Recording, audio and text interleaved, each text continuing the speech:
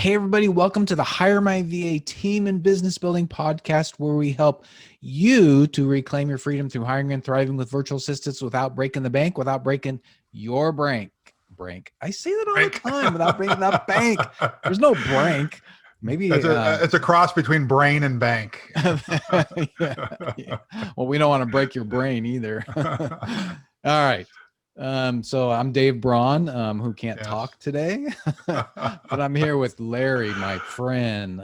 You guys know him from being on past podcasts, I hope, but Larry Broughton, who's my partner and my friend, my co-host on this, mentor. We just have a great time together doing this and living life together in so many other ways. Right, bro? That's right. Thank you, Dave, for being my friend. Thanks for being in my life. You are a mentor to me as well.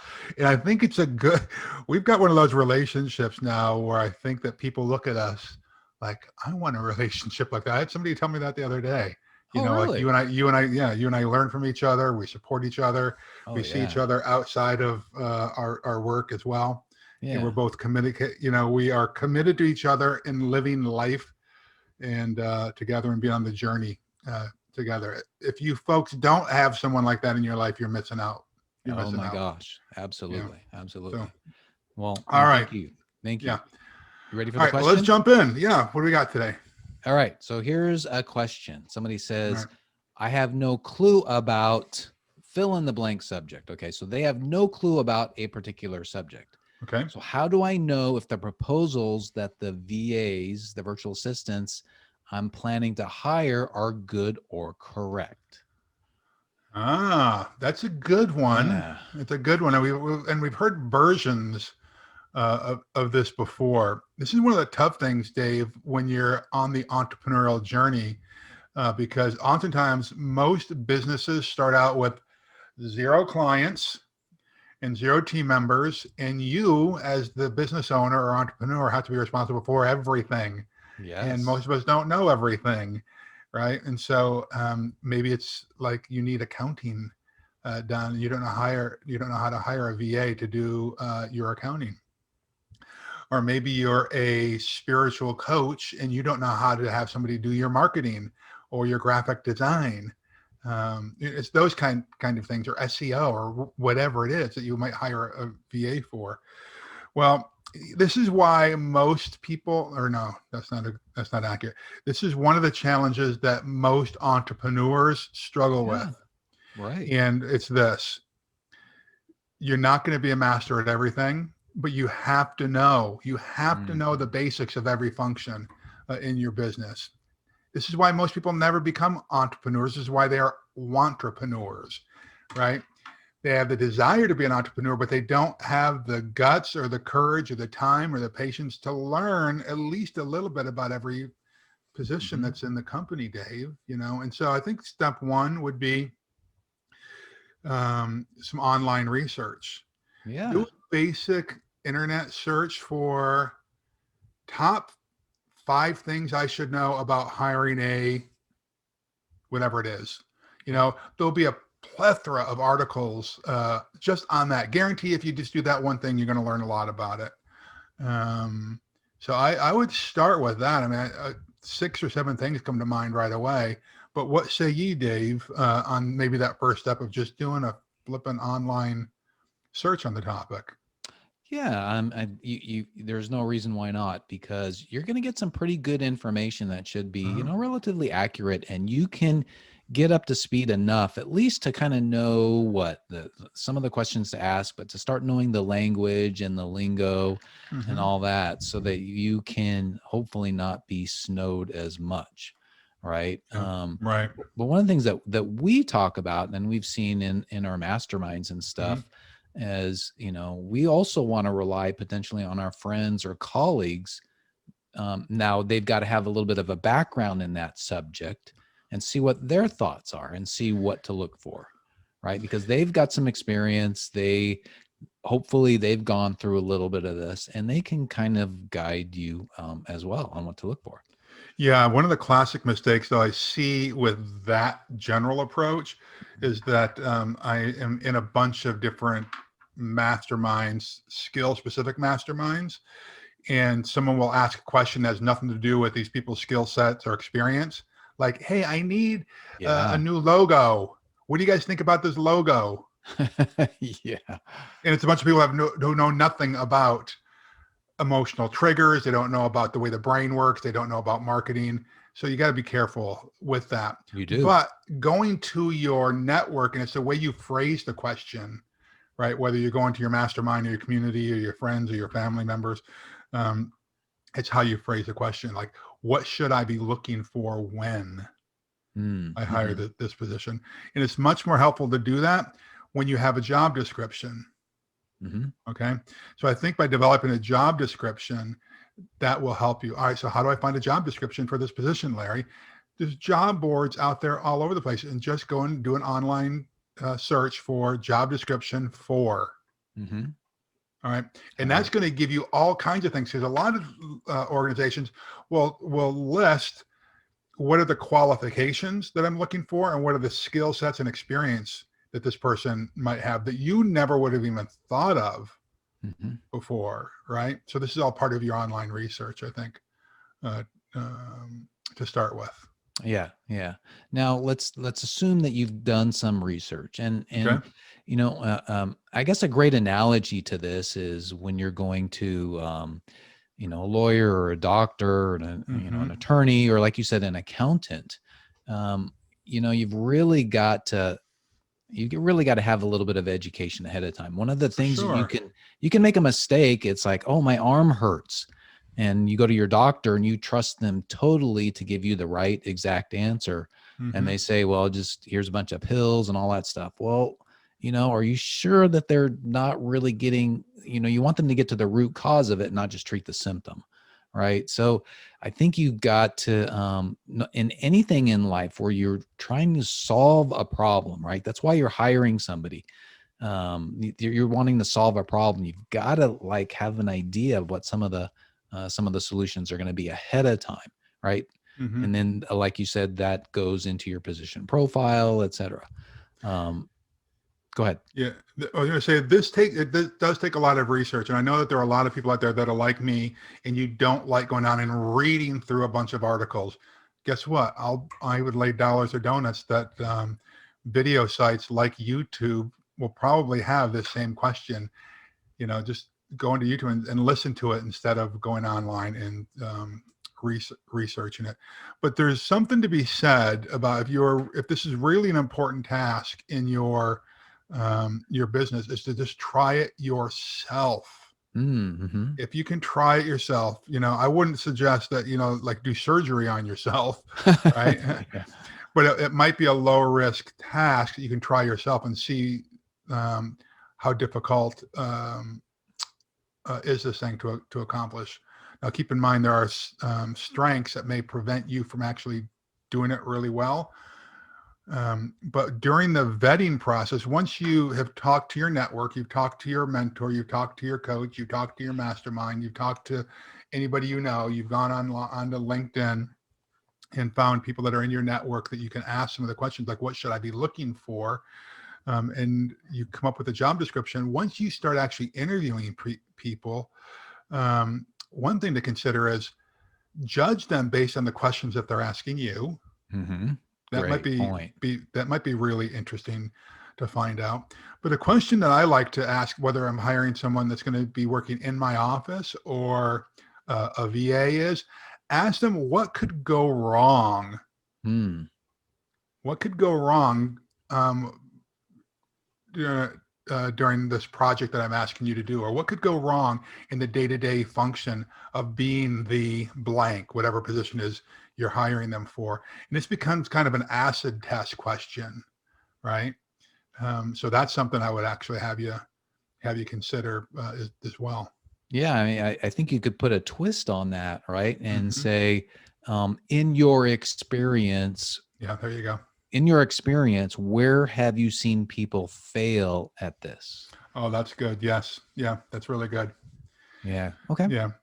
Yeah. I would just go back to, I just want to put a finer point on this thing when it comes to creating the job description. Again, look at what other people are looking for, like larger organizations. Like let's say that you're looking for a graphic designer person, right? There's a scene from The Office, the TV series The Office, when Pam decides that she doesn't want to be a receptionist anymore, she wants to be a graphic artist. Yeah. And so she's actually at this trade show and they're trying to hire these interns, right?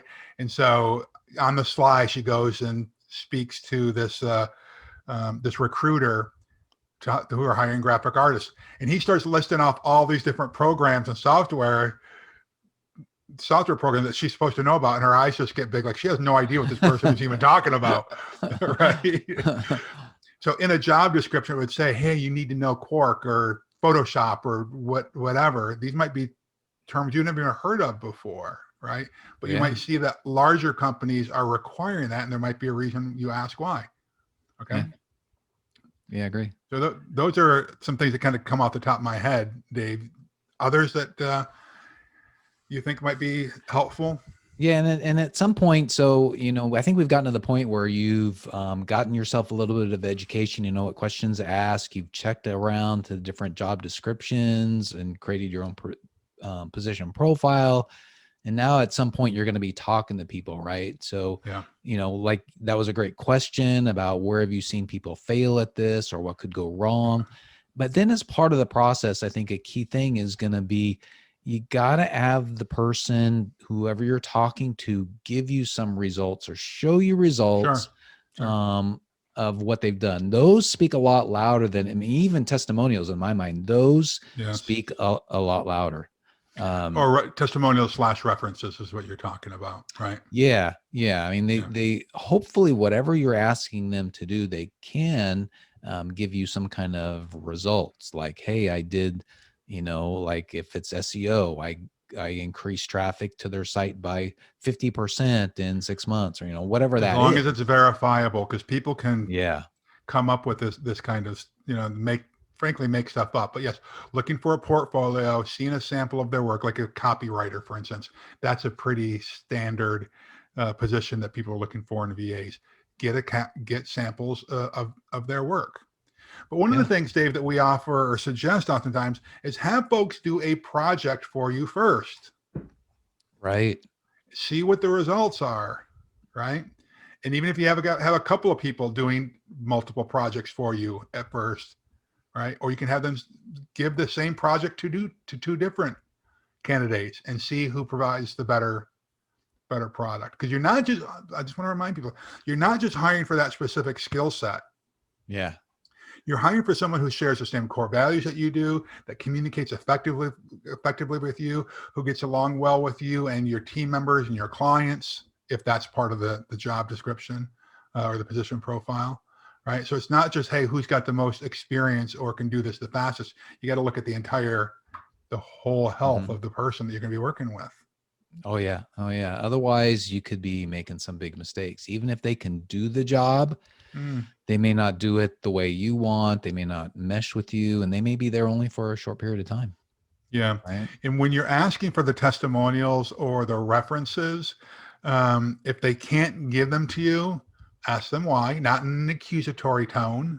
It might be that they've only worked at one or two places and they were sexually harassed at one place and they're not going to get a good result, or they had a personality conflict somewhere else, or the company was shut down and there's nobody to talk to anymore. There are legitimate reasons why someone particularly an overseas VA, that you can't get a reliable reference from them. So in that case, all I would do, Dave, is just have them do a couple of projects or hire them on a short-term or a temporary basis first to see how things go. They'll understand.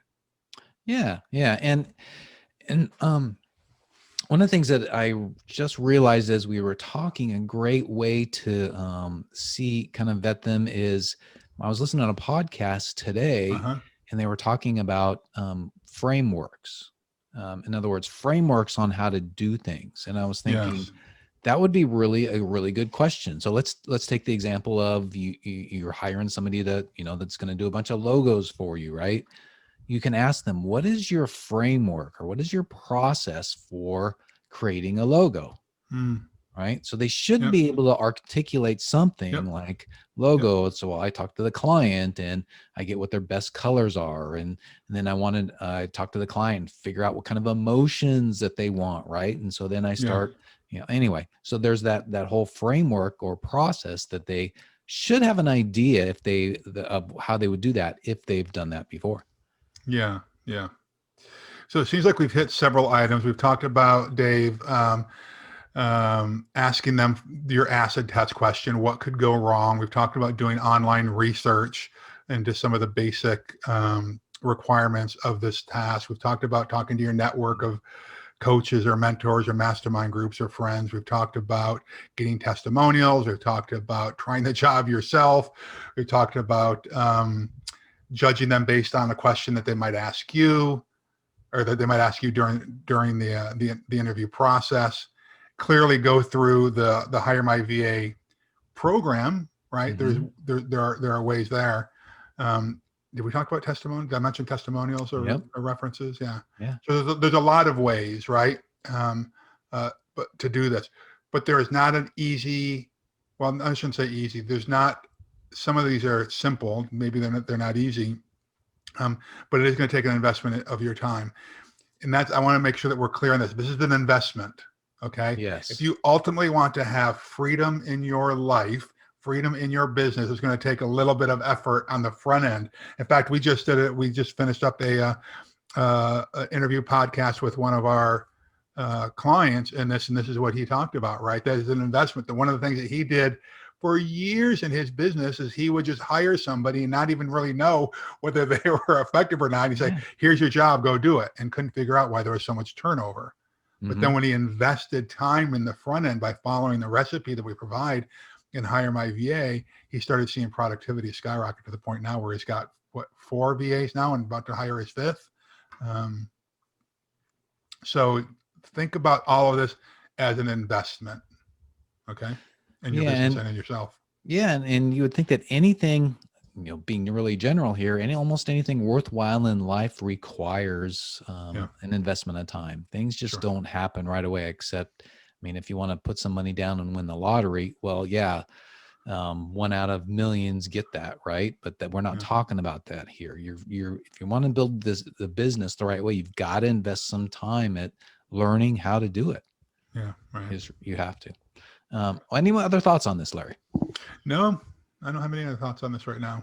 I would just encourage people to participate in the community. If you're in this community, ask these questions first. Yes. Go there first, and people can always guide you. I've seen it. A lot of people are corresponding. So, in fact, I think this question may have come from the community.